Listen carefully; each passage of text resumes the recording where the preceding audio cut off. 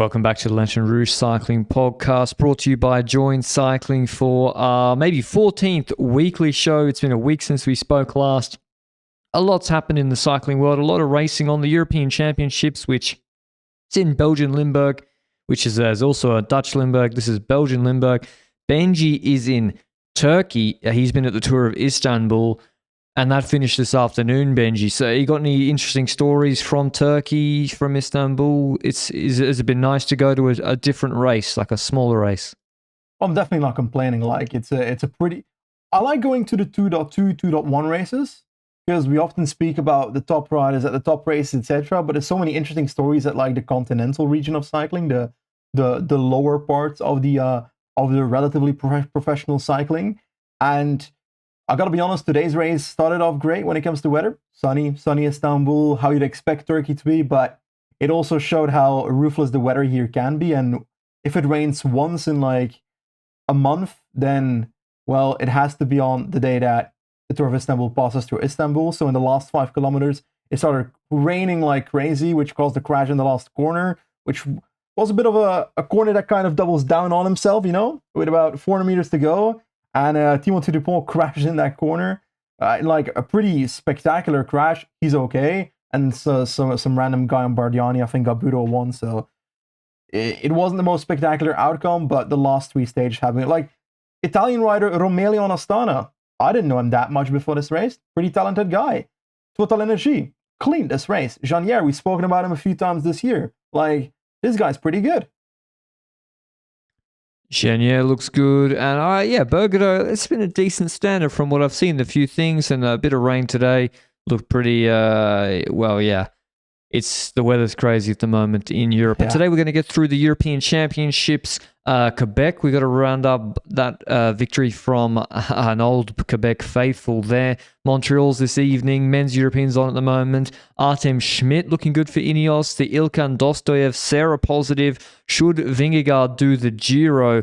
And should Van der Poel do Lombardia? He's already talked about his race schedule as well as a quick Luxembourg preview. We'll have our World Championships previews beginning on Wednesday, Thursday for the TT, which is next weekend.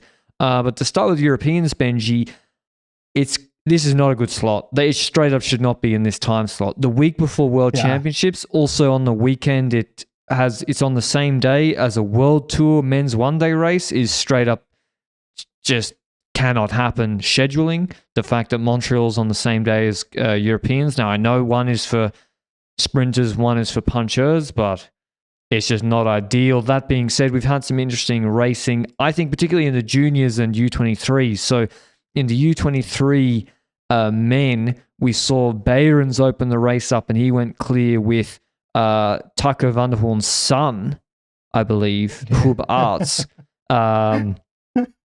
Son or prodigy or disciple. He's set him up. They're both on Intermarché. He set him up like that. He's in the error position. And also Luze for Arke went clear. And then Hubart's Dutch riders always win small group sprints. That's just facts. He pretty handily outsmarted Behrens, who might have been stronger. In the junior men's race, we also saw Seixas, Alvarez, and Christoph's half-brother in a group of 3. They all pulled so much, and because of the pressure behind, and Christoph won the small group sprint, so it's in the genes, I guess. And then the women's U23 race, Benji. Trying to see who was in the women's U23 race. I saw the women's junior race. That was won by Puck Langenberg. So the Dutch in the women's keep sweeping everything. She won a sprint after there was a huge crash. But I can't find the women's U23. It happened, right? Anyway, in the women's, while Benji's opening that, in the women's main elite road race, it was a sprint. I got to say, it wasn't the best race, and the men's is looking to be that way too.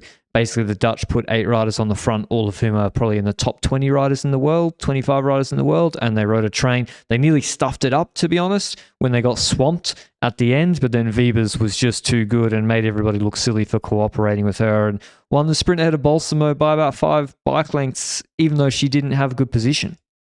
Netherlands also won that U23 race, by the way. Van Rooyen won, Sophie Van Rooyen. I think she rides on Volker Wessels, which is that team that formed out of Park Hotel from last year, ahead of Scarlett Sauren. I gotta be honest, that's the least Dutch first name I've ever heard in my entire life. And it's Gasparini that got third there. And I gotta be honest, when I saw Gasparini getting third, I thought to myself, Eleonora Gasparini, in my head, she's not 22. Is that weird? Like, I feel like she's been around for a while. Yeah, I also surprised myself when I saw that. Like, sometimes I got to admit I confused her with Sofia Bertizzolo or Persico, who are a little bit older. But yeah, she's on that UAE team. Also, you're doing quite well. Yesterday, I had a mind-blowing situation. I was sitting at the kebab. They didn't have chicken kebab, which I find insane. It was doner, so I got a chicken Caesar salad instead. And I sat there, and I was thinking, okay, Kopecky, World Championships road race, sure. Climbing pretty good for that. What should the team be around? Gekiere, Julie van der Velde. And I was also thinking, Talita de Jong, right? Well, turns out, she's not even Belgian. Yes. I've mentally adopted her for the last 3-4 years as a Belgian individual. But at least we still got Mathieu van der Poel, right? But de Jong is a Dutch name. Yes. Like Frankie de Also Jong. a Belgian name. Is it? And then I thought to myself, Dutch. then Joe, the guy I'm here with, he was like, okay, is there other de Jongs in the peloton that you can think of? Are there other Belgians called de Jong? And then I said, Steven de Jong. Turns out he's Dutch too. What do you mean turns out he's Dutch? Does he work for Visma or something? He's a Trek, right? Yeah, but Steven de Jong, he is like Dutch. Yeah. You're not Dutch. He was at Rabobank. Yeah, they make an exception for me. He was at Rabobank for 7 years. And he looks so Dutch. You thought Danny Van Poppel was Belgian, so you should shut up. Danny Van Poppel is Belgian. He is. He is Belgian, dude. I mean, have you seen his birth certificate? It says he was born in on top of Kruisberg. So, Talita de Jong, I admit, when there's a Dutch speaker that writes for Lotto Destiny, my default assumption also, it's like Pascal Encorn. Yeah. I always have to remember when he's on Lotto, I'm like, oh, you Dutch speaker? Okay, you're not Dutch. But yeah, the European Championships, it was, as I said, a little bit, dominated by the Dutch women in all aspects, both juniors, U23s, and the elites. And there were no radios, but I think for the elites, they got to have smaller team sizes if they're going to have it's fine. It is also fine to just have a sprint. Sometimes it's good for major international championships to just be a sprint. In the World Championships, we never have one these days because they want Poggi, they want Van der Poel, they want Alaphilippe in the World's jersey. So I'm a bit in two minds. I'm not sure the reason is that they want a specific person in that jersey. I feel like the reason is that it's just a much better race. Yeah, that's I'm sorry, true. but a lot of people watch cycling to see the likes of Mathieu van der Poel, Pogacar going with 70 kilometers to go on this random hill. And in this women's race, for example, there were a few attacks. Some people tried to anticipate left and right, but in the end, it was a sprint. And that's the case for a lot of these races when, yes, you have no radios, but the teams are still like full teams. It's not like you've got Olympics-sized teams, which is what opens up the race early because there's less control. The radios aren't the reason for the control, the team size is. And I think these European Championships are proving that. Yeah, the big teams, and especially when they're strong like the Dutch, can really close down the race. Before we go over to Canada, a word on our show partner, Join Cycling.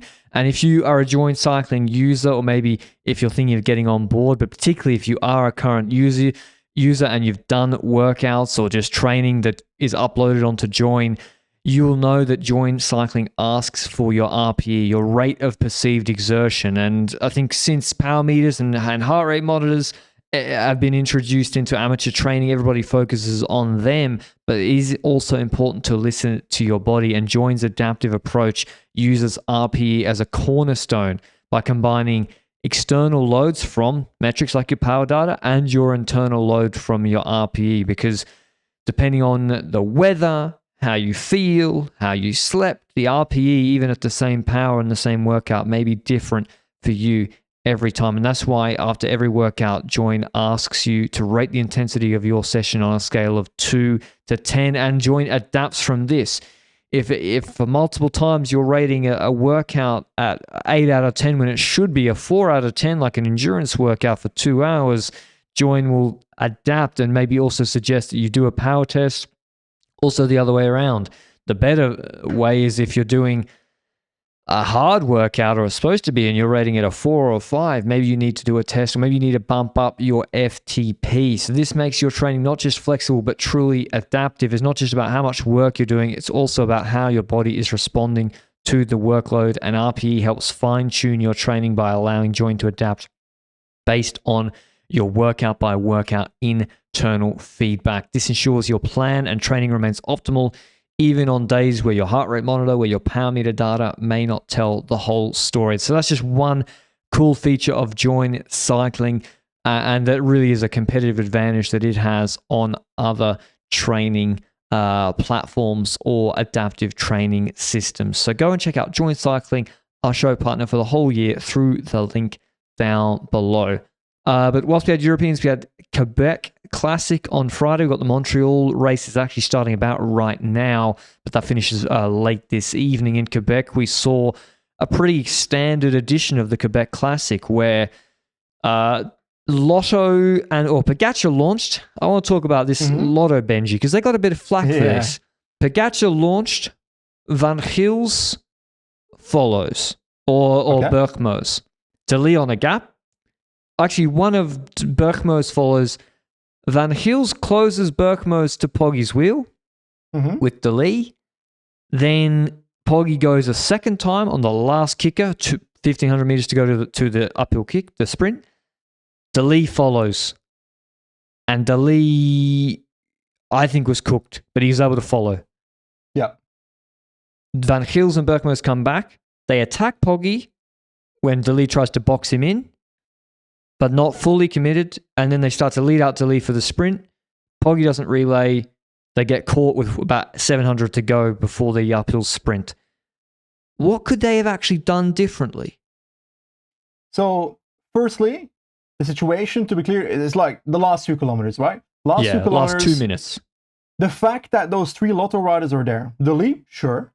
But Van Gils, sure. Jenno Bergmoes being one of those 3 riders in that group, I'm sorry, but this guy has had a massive season. And yes, it started off with smaller races. Yes, it started off by having a worse result than last year at Marseillaise, because I swear he got forfeit GP Marseillaise at the start of last season, and this time like 7th or something. That went to the Bessèges. In Bessèges this year, he showed some top 10s. GC, same thing. Oman, top 10s again, just very consistent, but the victories didn't come until Coppier Bartali, where he ended up getting his first pro victory after getting 3 times on the damn podium. And then the Classics came, and he was kind of in the background, but in the Tour of Flanders, for example, he was like top 20 rider in the race until we got to the 210 kilometer mark, where he started getting in trouble over Koppenberg, etc. So 250 kilometer races, seemingly still an issue, which is normal because he's a super young guy. But Brabantse Pijl, top 15, I reckon he can do better, definitely with the form he showed at Quebec. But he's just doing consistently good results all year. But I reckon him being in that group is probably the most impressive thing I've seen all year from Jenno Bergmoes. Even more impressive than winning Muur Classic Gerardsbergen about 2 weeks ago. So it's a massive show of performance by those 3 to be there together with Pogacar. That being said, you said it. They're trying to close Pogacar. They get to his wheel. I think the criticism that I saw online was, why didn't Jenno and Van Gils try to attack Pogacar instead of waiting for Pogacar to attack? But I reckon they were kind of cooked, to be honest. I think if they did what everyone wanted them to do, which was to go all out, let's say, and lead out the sprint for Delay to win easily, I think Pogacar just wins. Really? I think Pogacar would have beaten Delay in the sprint. Yeah. When I see Pogacar, when you see Pogacar's sprint in the end, maybe Delay didn't really give a shit because he got caught, so he was like, I'm not sprinting for the win anymore. I'm not so sure Delay does win that sprint because he's just had to follow and close Pogacar, who's maybe he's like completely zapped his legs because it's not like he's fresh. Now, you could say, well, Delay's the favorite in the sprint finish. Why don't you just don't mark with Deli and sit on Pog. Yeah. But if you do that, so then is it a mistake for Deli to follow Pog? If you don't follow Pog, he probably solos and wins. So it's like, it's impossible to really know what they should have done, especially with Pogačar being so aggressive. Because if you then say, like you say, either you sit up or you don't try and follow the all-out last attack of Pogačar when you just do through a team time trial formation, try and grab him back slowly but surely and just keep going like that without going in the red, trying to close Pogačar. Maybe that's a solution, but then maybe Pogačar has a gap and is just off to the victory, because once the gap is there, who knows what happens. So, I don't know, I think it's a difficult situation. I reckon Lotto themselves were definitely looking at it and saying, okay, damn, we got 3 guys in the top 6 with like 2 kilometers to go, even closer than 2 kilometers to go, and we get a pretty shitty result for the team. 13th. I reckon in the end. 13th with Arnaud Deli. It looked much better 2 kilometers before that. Would they have had a better result if they literally just sat in the peloton? With Deli, I'm not sure, because I think Pogačar might have just soloed too. I mean, then Deli comes second or third. Yeah. So, but they're trying to win the race, though. I can appreciate them trying to win the race, but it's a valid question that if you try to win a race, you might be ruining your P2 to P10. Yep. And there's also, do they need to stop? I think for the future, they have to free Maxim Van Gils. I think not letting Van Gils do his thing to try and close things for Deli, I don't think that's the best use of him, because honestly, as a one-day rider, Van Gils is basically as good as Deli. And but this race, it's more interesting to discuss, because I don't think there is a right answer for what, and I don't think Lotto really benefit of high. But whereas Britannia Classic was really bad. This is not like Britannia Classic, which was really, really bad. But this is just they're in a really difficult situation. And they got to think about how they're going to use in the future these huge Belgian talents, Van Gils and Deli side by side. And then eventually when they do get called, we basically see the typical, is it stage 1 Vuelta a Catalunya sprint, slide uphill, that kind of vibe that I'm getting. You've got the likes of Binyam, the likes of Verstand Hagenes. Tige Benoot. Didn't expect it. The Nelson Powers, Pogačar and Deli, who have just been caught trying to sprint like deaf swans. Pogačar still looked pretty vibrant, to be honest. But it's mainly between Binyam and one man, Bling. Michael Matthews won this race twice before, and in the end, he does win that race. But question. Sorry, but if you look at the parcours of Quebec, we've had multiple years now where it's kind of an uphill sprint at the end. Why does no one open this race up earlier or try to do so? Like, well, is it because Pogačar thinks he has a chance on the last 2 laps that he doesn't do that earlier? I think no one opens the race earlier because you're worried you will lose to Pogačar. That's number one, why no other team did. So why are you going to open early when Tim Wellens is going to sit in your wheel?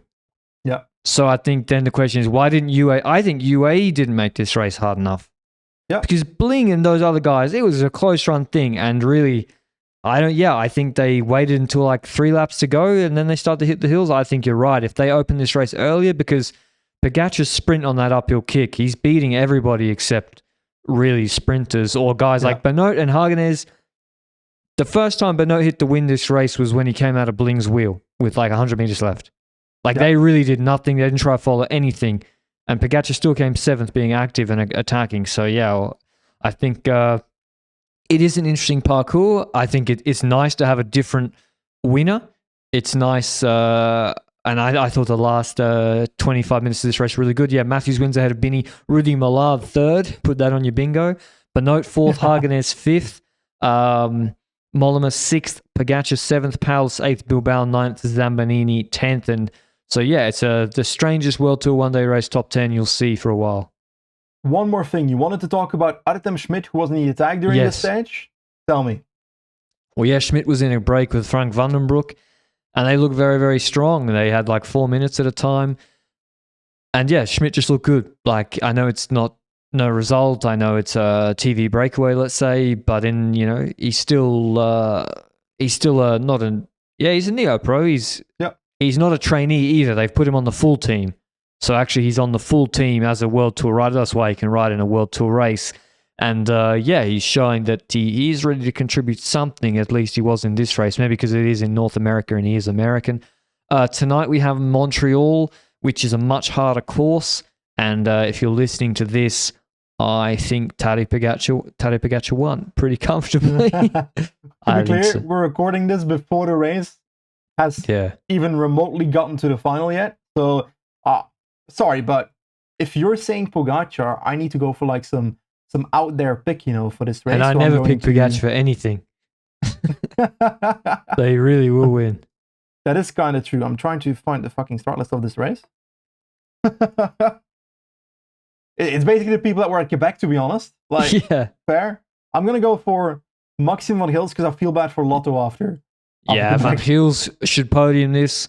It is much harder than than Quebec. It's like 4,500 meters climbing. Oh, less maybe, but it's got a longer hill, 2.3K, 6%.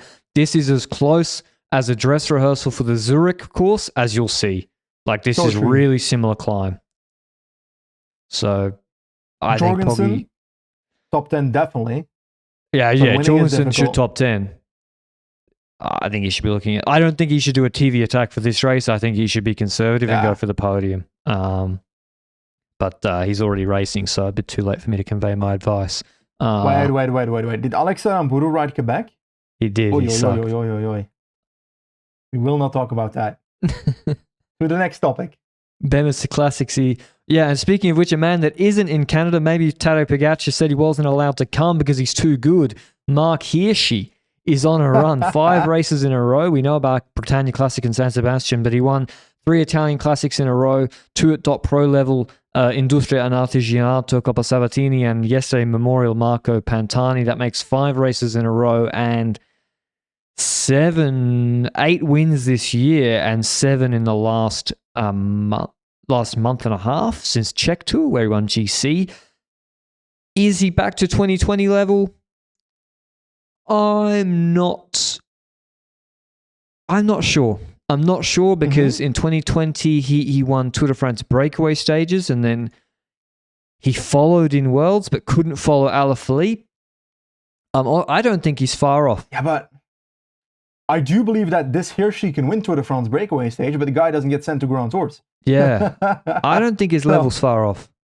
I don't think his level is far off either. It's impossible to say whether it's at that level, but one thing is certain. This guy has been good all year and has been very valuable when it comes to UCI points. That is for sure 3,000 almost. Yeah. And these last few weeks, just winning everything he rides. But I got to say, he's about to ride the Skoda Tour de Luxembourg. And I got to be honest, that's I think he shouldn't do that. I think he should keep his ones on his profile and go with all these ones on the profile to the World Championships directly so that the streak doesn't die because there's no way he wins every single stage of the Tour de Luxembourg.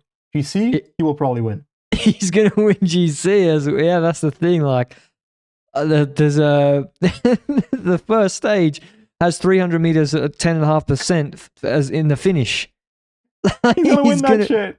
He's going to win that. And then stage 2 is got a punchy hill. Okay, he might just be conservative there. Stage 3's hilly. It's like there's no TT. Oh, there is a TT. Okay, he was going to have to do a good TT. Could he win every stage? He could win. He could win at least 3 stages. He can't win the TT unless he can't win the TT.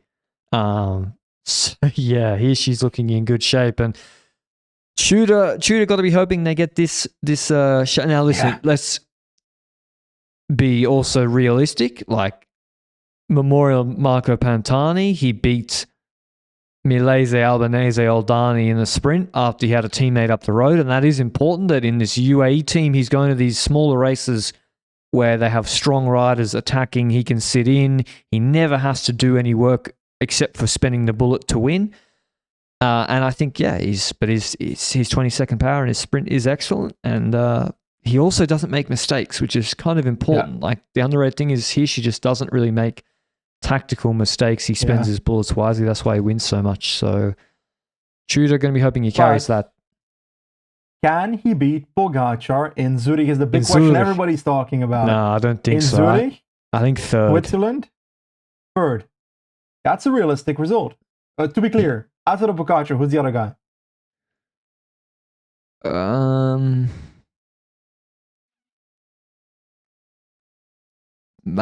mm, Van der Poel. Because he So you're looks saying like he's on Pogacar's going to death's win? Worlds. Yeah. Yeah, easily. Right away from everybody. Okay. I don't Sorry, care that Van der Poel's been eating lettuce and sparkling water for 6 weeks.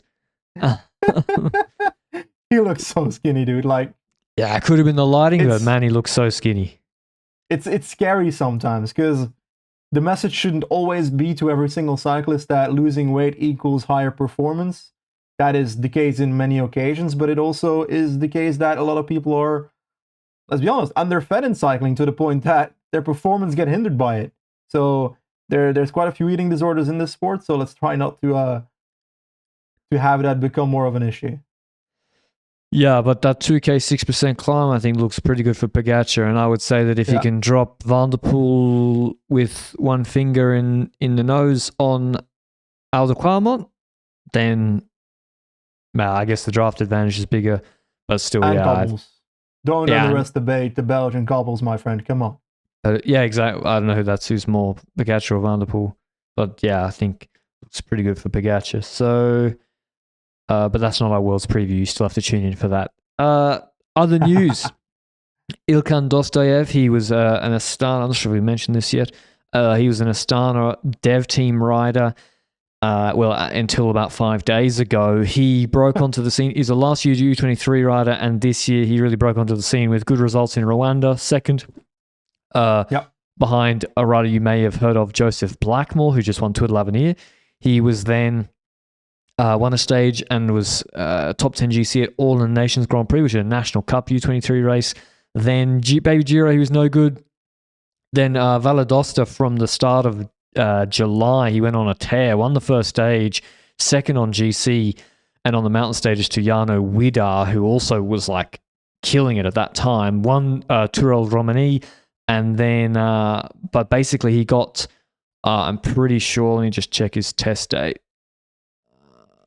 But yeah, he tested positive for Sarah in an out of competition test after Valadosta Mont Blanc. Sarah is a, let me check. EPO? Yeah. It's like a erythropoiesis stimulating agent, ESA drug, according to Wikipedia, and it's like one that stays in your system for ages. So like, really, like, if you're taking that shit, you're almost expecting to get caught. Yes, but it's also, you're not a doctor, so I don't know why I'm asking you, but if I'm looking at this whole thing, like, every now and then we hear of seropositives or EPO positives.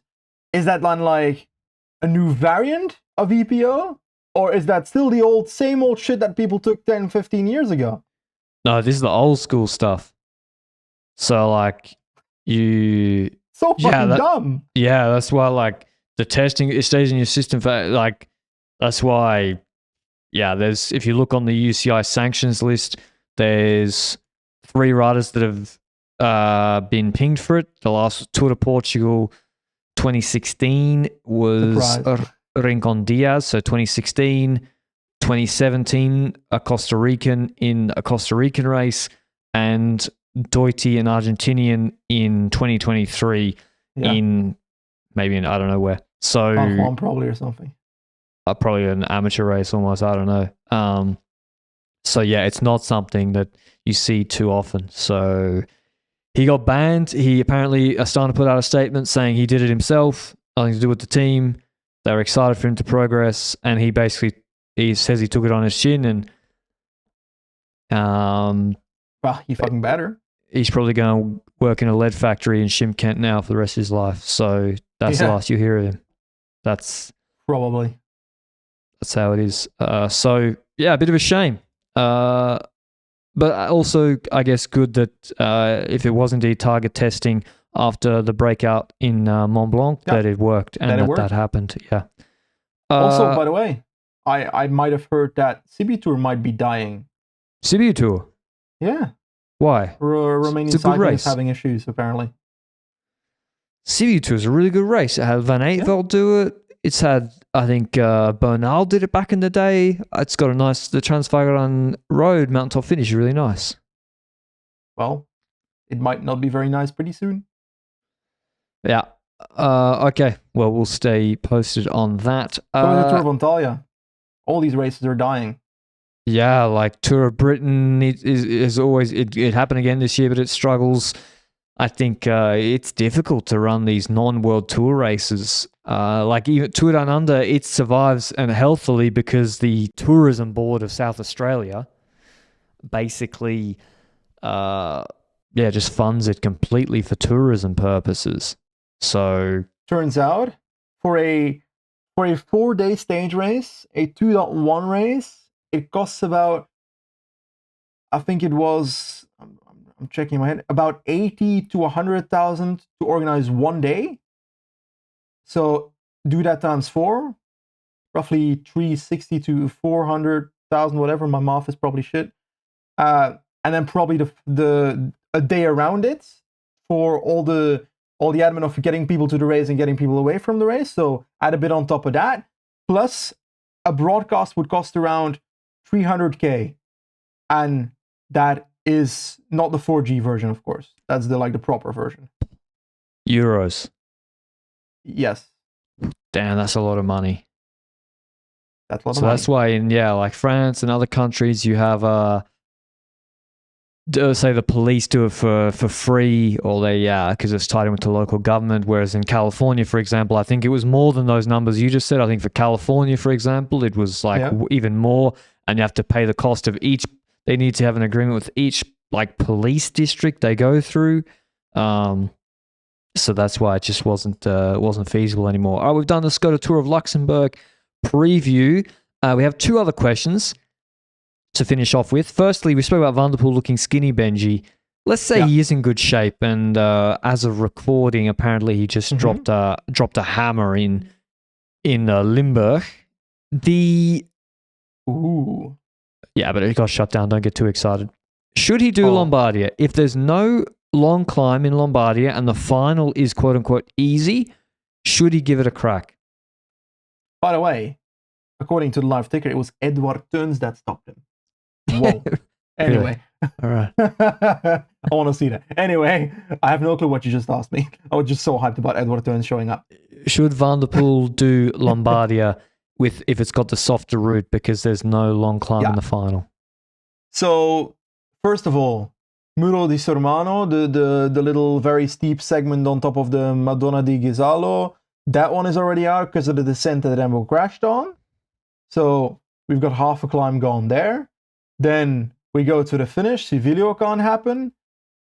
At that point, why doesn't the race just stay in the direction? It switches between Bergamo Como to Como Bergamo every single year. Just keep it in the other version then. If you can't do the other pro, I'm sorry, but they can't because the other town is paying for the finish then. But I'm sorry, but it's now a very different race this year, and that makes it when you've got Milano Sanremo on your on your list of achievements as a rider, then okay, it was Milano Sanremo that they were riding. You've got the Turquino in the middle, most likely. You've got most likely Cipressa plus Poggio at the end. That's the usual standard. RVV, profile has changed a few times, but it's pretty similar parkour if you look at it. Cobble hills, all out. But now you're coming from a mountain classic to a puncher classic, and if it does turn out to be a puncher classic, to answer your question, Pogačar is still one of the favorites, if not the favorite, but I reckon it's the best year for Van der Poel to try it then.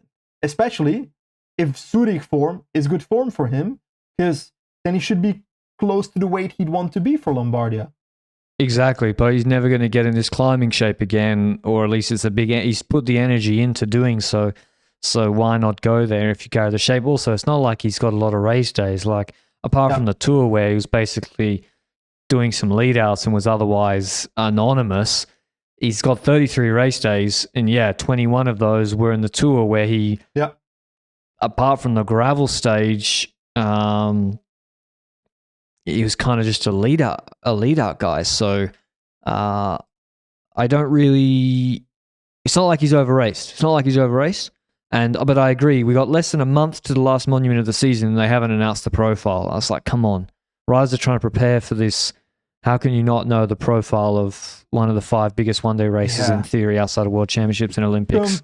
Complete joke. And this is not the first year that happened. Every single year is the same thing.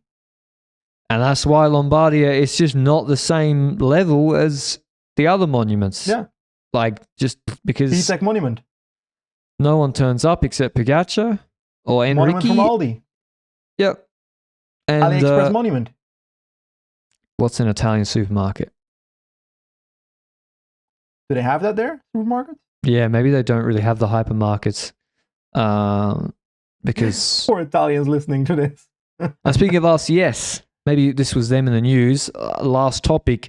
Jonas Vingegaard was rumoured to be doing the Giro d'Italia, Benji, news to me.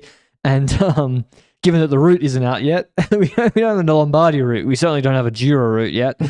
Although it's announced about a week after Lombardia is the Giro route presentation typically. But anyway, whether that was the media, whether that was RCS trying to speak it into existence to pressure Vingegaard to do it. We obviously saw Pogacar did the Giro this year. Was it the best race ever? No. Was it better than a staring contest between Ben O'Connor, Danny Martinez, and Geraint Thomas? Yeah, I think commercially for RCS, definitely. Yes. So I think they know having a star at the race is a good thing. What do you think? Let's say it's a typical Giro route let's say it's the average Giro route of the last 4 years. Well, average Giro route, long climbs, etc., should on paper fit Jonas Vingegaard. Weather, I don't know, like he probably likes it a bit more sunny, I would say, a bit more warm. But it depends, like if it's Vingegaard against Thomas, Ben O'Connor, and Danny Martinez, then he's going to win the race. If it's Vingegaard against Pogacar, then we've got a great race and I'm okay to watch it. I would have expected Tour Vuelta instead, though. More traditional, that combination. It feels like the one you would go for if you want to do your first double in a Grand Tour. He's shown before that he can win both in a row when Cuz won it, and he could have won it himself. So I reckon Tour Vuelta is more likely. I think so too. Also, Vingegaard, in Camino, he usually organises a rider strike when it starts to snow. So I think the heat is better for him. And the Giro, you don't like this year they had good weather. Hindley's year they had good weather. Last year it rained every day and was absolute misery. So you can say, you can go there. You don't, look at Pogacar. He went there and basically used it to do VO2 max intervals, pressing his lap button when he's solo. Yes, but you can get sick if the weather's shit. You can still get crashed. You can still have to ride these mountain passes in the cold and wet. It's not. It is not usually optimal for preparing for the Tour, and but we'll see. I mean, maybe I think I would like to see Vingegaard at the Giro, Benji, if Pogacar also did the Giro. Yeah. Otherwise, it's just like, then I would rather just see the second, third tier guys fight it out. To be honest. Yeah. Because seeing guys ride solo is not that entertaining to me, even if the organizers like it. Is it weird that I have this thing in my head now where it's weird to say, but the more riders race before the Tour, the more I fear about them crashing before the Tour and being injured by the time the race starts. Because the last 2 years, Pogacar and Vingegaard each had one injury before the race even started that impacted their Tour. That's the thing, but then you do the Roglic or the Van der Poel, where you're like, okay, no race days until target race, and then we're going to go to the target race. But then you can have a year like Van Aert last year, where at least this year he crashed twice, but okay, he went to some other race, he won. He went to the Vuelta, he won. He still padded some stats with some World Tour wins. I think it's better to just race. If a race suits you, I mean, you can't live your life worried about crashes. Otherwise, you could end up with nothing at all. So true. And I also just don't like it. I don't like the other races becoming not big targets either. Like I think Basque Country or Swiss or these other Dauphiné are big races. Like, and I know Vingegaard couldn't do Dauphiné this year because of the crash, but so we'll see. I don't think Sibiu what was Tour? that? Was our answer that we would like to see him do the Giro or should do, or we just Tour? Yeah, I agree with you. Because it makes the most sense. We don't know the parcours. Why would we have to decide That's now? The thing. That's why I saw the rumor. I was like, bro, no one knows the route. What if it's 21 flat stages? Olaf Koy is about to win a Grand Tour against Johnny Milan. No, they want Johnny Milan. They're like, Ciccone can't win. We got to make a Grand Tour for Johnny Milan. Imagine. So, I probably better to watch, honest to God, than the last few years of the Giro. Like, can't get any worse. Isn't that just the Tour of Malaysia without the Green Mountain? Yeah, exactly. Or Langkawi, or what's the one that Mareshko would win 1,000,000 sprints? Is that it? Langkawi or King Kyle Lake or whatever. Yeah, King Lake. Is there some plateau above Livigno they can just do sprints? I'd honestly rather watch it than the previous Euros. So they got to do something, Benji. Yeah. They got to do something because the Tour of Vuelta have just been killing it the last few years. I know Poggi was good commercially, I guess, for them, but come on, let's do something. Make a better route. 50 laps of Civiglio. Well, that's what Lombardia is supposed to be, but apparently there's... yeah, that's not happening. Okay, so we're going to be back with the World Championships time trial preview coming up this week. Yes, it's crazy that the World Champs is already here with the Europeans in between. We know we're doing our best. I'm going to the Netherlands tomorrow, and I'll be there for 4 days or so. So then we'll try to do the preview. I'll try to do a preview in the evening on one of the days before I come back home. And Benji's going back to the UK tomorrow, so we're also moving. But we want to give you this update, this weekly pod, to keep you going.